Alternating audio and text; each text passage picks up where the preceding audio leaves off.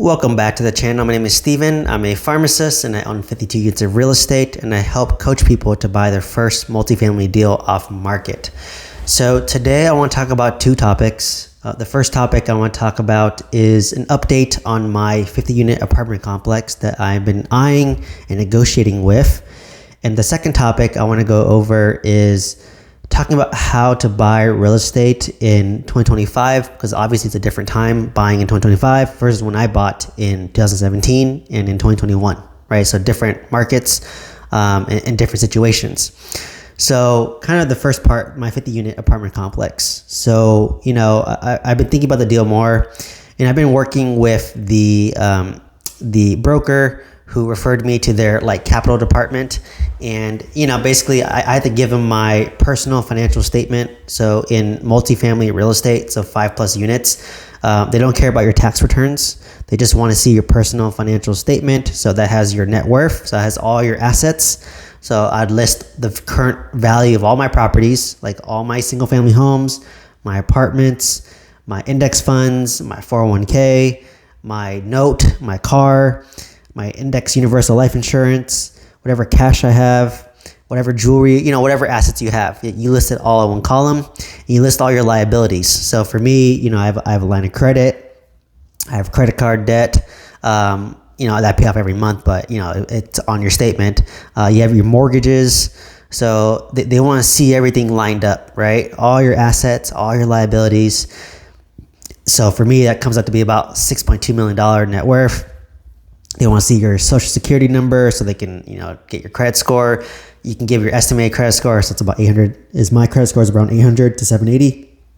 They want to see, are you paying rent? Are you living for a primary residence? How much is your monthly payment for that? So for me, it's about, all in $7,500, but divided by 2 because it's me and my fiance. So, about $3,700. They want to see my income from my W-2, income from my dividends portfolio, my rental income, so that they gather all that information, right? So there's a standard template. You just can Google personal financial statement, and you just can fill that in, or you can ask them do you have a certain template you use, or can I just give you any, right? So I usually have that filled up when I'm more aggressively making offers. So I haven't updated mine in a while, so I updated it real quick because I use Personal Capital or Empower, so I have all my net worth in there, so it's easy for me just to pull up the app and just start putting all the information onto the spreadsheet, right? And then they also ask for my real estate scheduled own. So they want to see my real estate resume. So, obviously I talked about the single family homes I've owned. I talked about my 26 unit that I've done full cycle, my 20 unit I've done full cycle. I don't talk about my mobile home park because that was a loss, but if they asked me, I'll share it with them, right? But I'm not going to share it out the gate, but I'll talk about it because, people fail, right? Myself included. But I could talk about, I did do a full turnaround, but I ended up losing money on it, right? So they can see how my current assets are performing. I can give them P&Ls on my 20 unit, my 26 unit to see how I'm managing them, right? So, you give those two over to them, and then basically they're going to give me a kind of a terms for a bridge loan, because this 50 unit, once again, the NOI is very weak. It has an NOI. It grosses about, I think, $400,000 in income, which is pretty maxed out, and it's Section 8 income. But the expenses are $340K or $330K. So the NOI is about $70K, which if you divide that by 12, that's roughly about maybe $6,000 a month. But this property, has a $1.1 million loan on it, and at about close to 5% interest, probably amortized over 30 years. So that loan payment, it's probably going to be, I could probably do the math, but don't want to, but I would say it's probably more than $6,000 or $7,000, $6,000, or a little bit more, or about the same, right? So this owner is breaking even or losing money in this deal. So I asked, okay, this NOI is terrible. So obviously a traditional bank will not finance this because the debt service coverage ratio is not going to be greater than 1.25. If this property is cash flow negative property because the expenses are too high. So I'd have to buy this a bridge debt for 1 to 2 years, focus on lowering my expenses, right? So I would have to basically get rid of the full-time on-site handyman to cut expenses and to negotiate the property manager to get the fees lower, and then find other ways to lower expenses, right? Because the income's already maximized. And then if I'm able to do that successfully, then I would refinance the 1 to 2 year bridge loan into long-term agency, Fannie Mae, Freddie Mac debt, right? Agency debt is what they call it. So they would do both for me. So they'd give me a bridge to permanent financing solution as I minimize or lower the expenses of this property. So, so I'm trying to ask for terms, and like I told them, like, hey, at what price would it make sense for you? Because you guys currently are trying to sell this property and you're also trying to finance it for me. So like, you tell me what the price is, because I know what the offer I would give. The best offer that I would give, honestly, I haven't even run the numbers yet because I don't think it's going to happen, but like, it's probably going to be less than what the current owner bought it for. He bought it, it's a doctor, bought it for $2.2 million. I know that because I looked on the tax assessor's website. It shows the sales price. I looked on PropStream, and PropStream was behind, but I looked on the county tax assessor's website for Garfield County in Oklahoma, and saw that it was sold in 2022 for $2.2 million. And I asked them, okay, what's the current debt on this property? Because if he bought in 2022, I know he has a good interest rate. So his interest rate was 4.75%, amortized over 30 years. I'm assuming it's principal and interest. And the loan is $1.1 million. So this owner put 50% down on this deal, which is a high down payment. I wouldn't personally put that much down, but maybe the doctor has money, right? His practice is doing well. So if I were to take over this loan, subject to, right, and it's a 10-year term, so the balloon is called due in 2032. So you bought it in 2022, 10 years, 2032. So good job on that. I love 10-year debt, right, because it gives you more stability. And basically, he put large money down, and I just said, well, if I took over this loan, let's just say hypothetically I offered him like $2 million on this deal, and I took over his debt, that means I had to put $900,000 down. I don't want to put $900,000 down. So if I were to negotiate this deal, I would take over the loan. So I would do the math. So 1.1 million, 4.75% interest rate, amortized over 30 years, principal and interest. How much does that monthly cost, right? And on top of that, I would ask the seller to do a seller carry second, right? Let's say I offer $2 million, which is 200 less than what he paid. I'd only want to put 10% down this deal, so I'd put $200K down. So, my loan would be 1.8. So 1.1 is from the subject to loan. I'd want him to seller carry second, 7% interest, and then I would determine the interest rate based on the cash flow, right? So, if the cash flow is not that great, I'd give a lower interest rate. If the cash flow is better, I'll give a higher interest rate. So from there, I would look to see, okay, I put $200,000 down. I'm taking over this loan subject to, and I'm having you seller carry second up to $700,000. And I'd want to see that my cash on cash return is like about 8 to 10% on the deal, right? So if I didn't do the math yet, and I don't want to yet until I get the bridge loan terms. But like I said, I don't think the best case, the offer is going to be break even for this guy. But like, he's going to seller carry second a lot of the money because I don't want to put a large down payment down. As I do my value add strategy, what I would do is, obviously I'd take over the loan, I'd pay him interest rate, and then I would focus on lowering the expense. And then once I'm able to lower the expense, increase the NOI, I would do a cash out refinance and pay him off. In the second position, pay off the loan. There's probably a prepayment penalty on this agency debt, and then have a new loan, right?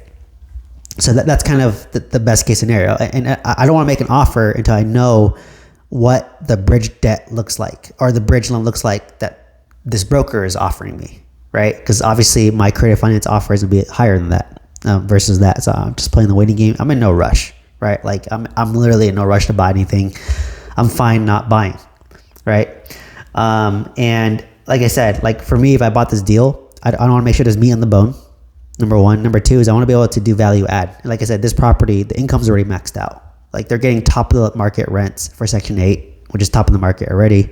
So for me, I can't really raise the rents that much. I mean, every 2 years, the Section 8 vouchers may go up, they may go down, right? It can go down too, right? Depending on the past 5 years of rents. And it's weird. This property, the focus isn't increasing income and renovations. The focus is minimizing expense. So getting rid of wages, maybe minimizing CapEx if possible. So for me, it's kind of a weird deal. It's not to me, if it's so easy to cut expenses and cut wages, why can't the current owner do that? That's what's confusing to me. You just gotta fire your full-time handyman and there you go. Your expenses are lower. It doesn't sound hard to me, right? The current owner should be able to do that. So, that's kind of an interesting thought I had. It sounds easy to me. Why can't they just do it themselves?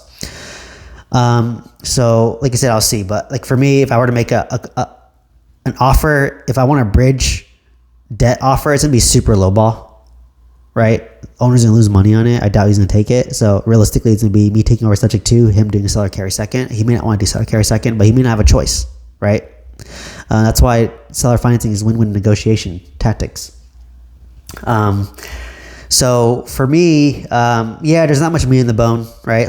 Because if I need to be able to increase the value of this property by doing, lowering the expenses, increasing the NOI, and then hopefully cap rates will go down as interest rates go down. And then I can do cash out refinance, pay it out, right? So not much meat in the bone.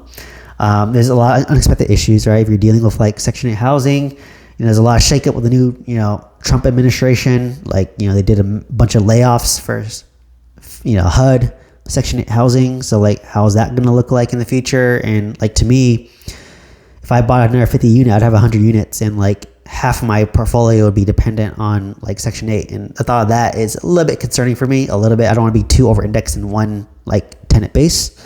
So, to me that could add more stress to my life. So great point. And then, am I just entertaining this deal because I'm bored? Probably yes. I am bored. But on the flip side, I do like to learn and I like to make offers so I can document my journey, my mindset for you guys. So for me, it's for me to kill my boredom, but for me to be able to share my thought process, my mindset when underwriting and negotiating deals. If I can to me, every deal has a price for me, but that price for me the seller may not like, right? That's how I view real estate. I'll make an offer that makes sense for me, but they may not like my offer. And I probably know they're going to say no to my offer, but I'll make an offer. Right. So for me, it's just getting that muscle of making offers. So yeah, for me, I'm super patient now. I'm in no rush. I can wait 6 months, 12 months, 18 months, and maybe there'll be a bunch of good deals, right? A lot of loans might be called due. A lot of banks will own deals. I already got an email for a 200 unit apartment complex that's the bank owns now and they want to get rid of it because it needs crazy amount of renovations because the owner that was getting foreclosed on was probably some syndicator, right? Because those 250 units in Bethany, Oklahoma, not too far from my 26 unit, probably a syndicator who overvalued it, locked in a low interest rate, and probably lost all the LP money, lost their GP money, and because they knew they're getting foreclosed on, because maybe they only did 5-year debt, and to cash out refinance today, maybe they locked in 4% interest rates 5 years ago. And fast forward to today, interest rates are at 8%, 8.5%. The NOI probably went down because rents maybe stagnated or went down. Maybe expenses went up. So because of that, your NOI went down. Your interest rates went up, which increases your cap rate. So your value goes down. So the owners, the syndicators are probably just taking whatever money they can, deferring as much maintenance as possible. So now the bank takes over, and then now they even disclose in their email that you're going to need about $4 million to renovate all these units. So they're thinking about maybe about $20K per door to renovate each unit, which is about right. If you need a new roof, if you need exterior paint, renovate each unit. I know it's going to be about maybe $12,000 per unit, to $15,000 depending how big. So yeah, and that makes sense, right? So a lot of these deals are going to come by. So I want to find a deal that's a nice 20 to 40 unit, come in there, renovate it, fix it up and rent it out, right? And just repeat the process I did for my 26 unit and do that over and over again. So for me, I'm kind of like a shark waiting for that right deal. But when I see that right deal, I want to strike, right? And maybe I have opportunity to buy B-class apartments or an A-class apartment, right? So for me, I'm patient. So that's why I make offers that make sense for me. That's it. I make offers that make sense for me and only me. It may piss off the seller, but I'll make you 3 offers.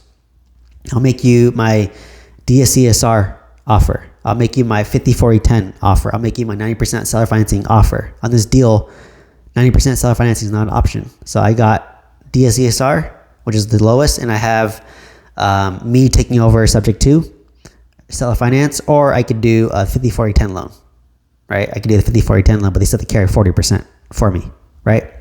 So, there's many options in terms of the offer. So, I make an offer. They don't like it. So what? I move on. I'm in no rush. I don't need to buy a property, right? But if it's a great deal for the right time, right opportunity, I'll buy it, right? So that's how I have my mindset. That's how you have to have your mindset. So, hopefully that kind of answers that question for my 50 unit update. For my other topic was talking about, obviously I bought in 2017 and, in retrospect, that's a good time. But like I said, in 2017, people are telling me, Steven, you're stupid. It's going to crash. Every 10 years it crashes. It crashed in 2008. So it's going to crash in 2018. I didn't listen. I bought, right? 2019, same thing. Don't buy. It's overpriced. It's going to crash. I bought. Didn't listen. 2020, it's going to crash. Didn't listen. Bought. 2021, during COVID, oh my God, people are overbidding for properties. It's hard to find a good deal like cash flows. I bought a 26 unit. I bought a mobile home park, and I bought a 20 unit, right? Off market using direct mail. In a market where people were overbidding, in a market where interest rates were low. So, it is possible, right? So in hindsight, it's 2020. So yeah, I look back to 2017, great time to buy. 2019, great time to buy. 2020, great time to buy. 2021, great time to buy. Today, it's harder, right? Interest rates are 8% for multifamily. Sellers are unrealistic. They want COVID sales prices, but interest rates are higher. NOIs are not as good as they used to be. Cap rates are higher. So values are going down. So it's a tough pill to swallow, right? So that's what I've been telling my students who are making offers today. I'm like, you have to master creative financing in today's market, right? And it's more advanced. So get help. Join a mentorship. Have someone more experienced than you that can coach you. Have a partner that can help you, right? Like me, I bought multiple deals using creative financing with that. Like, have a mentor who can guide you, that can teach you creative financing. That's why I make 3 offers now. My debt service coverage ratio offer is my lowest offer. My second offer is 50-40-10, 50% from the bank, 40% seller carry second, and 10% from me, right? But you have to be able to explain that to the seller.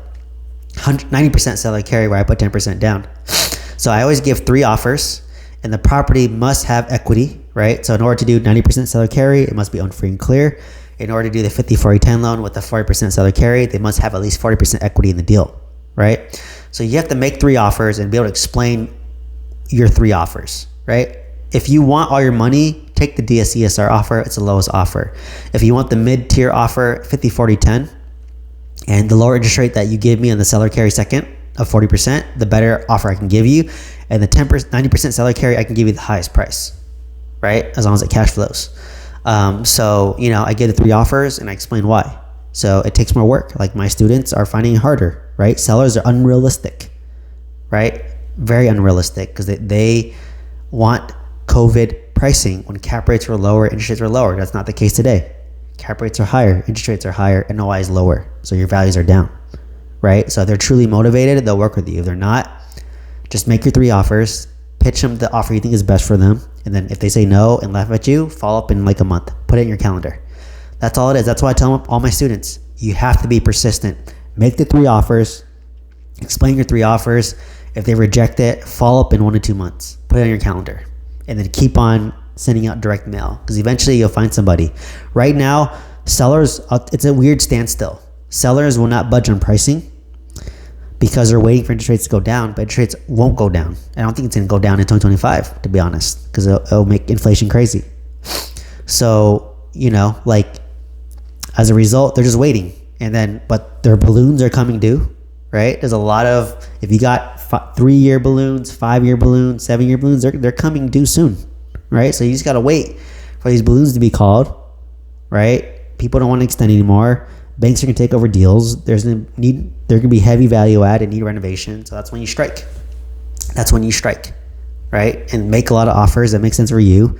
And if you make enough offers, eventually you get one deal. And one deal is all you need to be financially free from multifamily real estate, right? You just need one really good deal. I just need my 26 unit. That's good enough. I don't need other deals, right? So that's the mindset that I have. You just need one good deal. So knowing that, just wait and be patient, right? So is it harder to buy in 2025 than it was a few years ago? Yes, it was. It is harder. But are you willing to put in the work? A lot of people are not, right? Are you willing to underwrite deals and make your 3 offers? When they say no to your 3 offers, are you willing to follow up? Are you willing to send out your mailers every month? Are you willing to pitch creative financing and get better at it over time, right? Because it's not for everybody, but you just need one deal. So knowing that, are you willing to send out your direct mail every month? Are you willing to make your 3 offers every month?